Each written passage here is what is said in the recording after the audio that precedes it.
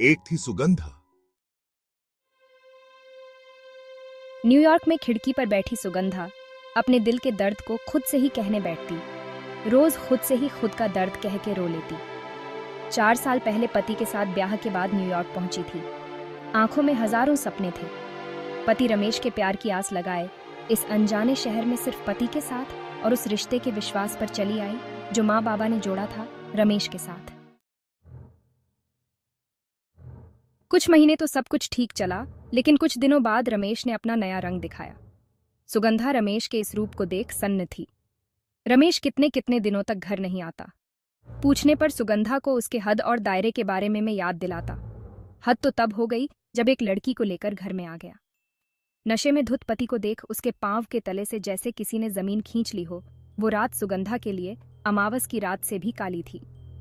सुबह हुई तो रमेश से इस पर बात करनी चाहिए, तो आज रमेश ने वो कह दिया जिसकी कल्पना मात्र से किसी विवाहित स्त्री की रूह कांप जाए।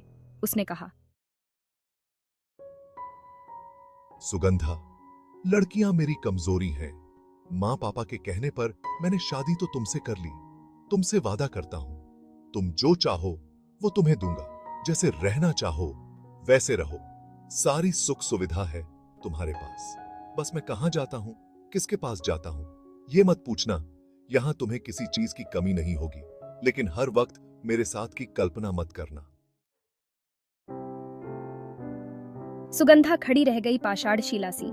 उस वक्त आंसू का एक कतरा भी न बहा उसकी आंखों से। अब प्रदेश में अकेले रोज यूं ही बैठकर खुद का दर्द सुनती है और उन दिनों को याद करके मुस्कुराने लगती है जब वो अपनों के पास अपने गांव, अपने खेड़ा में थी। अपना परिचय, अपने गांव का परिचय, अपने बाबा का परिचय सुनाती है परदेश की हवाओं को, उड़ते सूखे पत्तों को, अनजाने लोगों की घूरती निगाहों को, कि एक थी सुगंधा गुजरात का छोटा सा गांव, और उसी गांव में खेतों के बीच बना श्याम जी मेहता मेरे बाबा का घर। घर का बड़ा सा आंगन गुलजार था, खूब रौनक लगी थी, हो भी क्यों ना। उस घर की एकलौती बेटी सुगंधा यानी मेरी की शादी जो थी, ठीक 2 दिन बाद सुगंधा इस घर से विदा हो जाएगी। ये सोच श्याम जी की पत्नी सविता जी, मेरी माँ की आंखों से आंसू आ गए। तभी मेरी बुआ ने आकर उन आंसुओं को पोंछते हुए कहा, ये क्या भाभी, आप रो रही हैं? सुगंधा को इतना अच्छा रिश्ता मिला है। लड़का अमेरिका में रहता है। हमारी सुगंधा वहाँ राज करेगी राज, और आप यहाँ आंसू बहा रही हो। चलो उठो, कितनी तैयारी करनी है। बाबा, मुझे प्यार से सुगु ही बुलाते थे, मेरी सुगु। उस प्यार के एहसास ने ही जिंदा रखा हुआ है बाबा परदेश में आपकी सुगु को। कितनी धूमधाम से शादी हुई थी मेरी, कि ऐसी शादी पूरे गांव में किसी की ना हुई थी।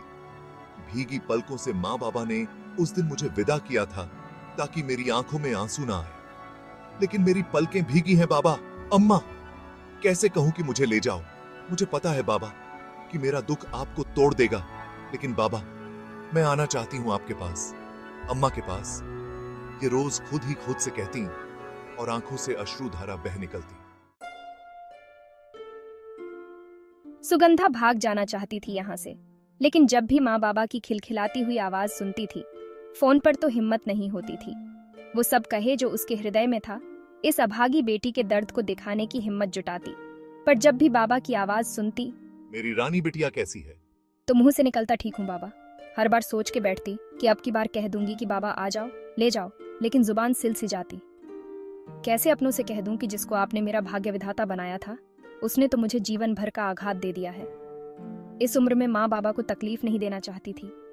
उसके माँ बाबा जानते थे कि वो बहुत खुश थी, फिर वो उनके सुंदर सपने को तोड़ने का पाप नहीं लेना चाहती थी। एक दिन यूं ही बैठी थी, खिड़की पर खुद को सुनाने और खुद की ही सुनने के लिए। कितने दिनों से रमेश घर नहीं आया था, उस कष्ट को कह रही थी खुद से, लेकिन आज उसकी आंखों से आंसू नहीं बह रहे थे। उन आंखों ने भी आज आंसू बहाने से इनकार कर दिया था। वो समझ गई कि बस अब मेरी अंतरात्मा ने भी मेरे दुखों को सुनने से इनकार कर दिया। लगा कि बस बहुत हुआ रोना धोना। एक झटके से उठी, भागकर कमरे में गई और झटपट तैयार हो गई। लेकिन आज उसने अपने पसंद का सलवार कुर्ता नहीं पहना। आज वो इस समाज के रंग में रंग गई, बिल्कुल अमेरिकन बन गई थी। आज अपनी मासूमियत को उतार मंगलसूत्र के साथ गहनों के डब्बे में रख दिया।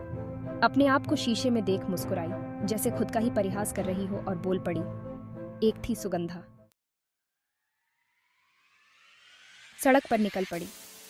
स्वच्छंद परिंदे सी अपनी खुशियों को तलाशने वो उस अप्रवासी परिंदे सी थी जो उड़ के परदेश तो पहुंच गई थी, लेकिन उसमें वो हौसला नहीं था कि उड़ के पुनः अपने देश जा सके।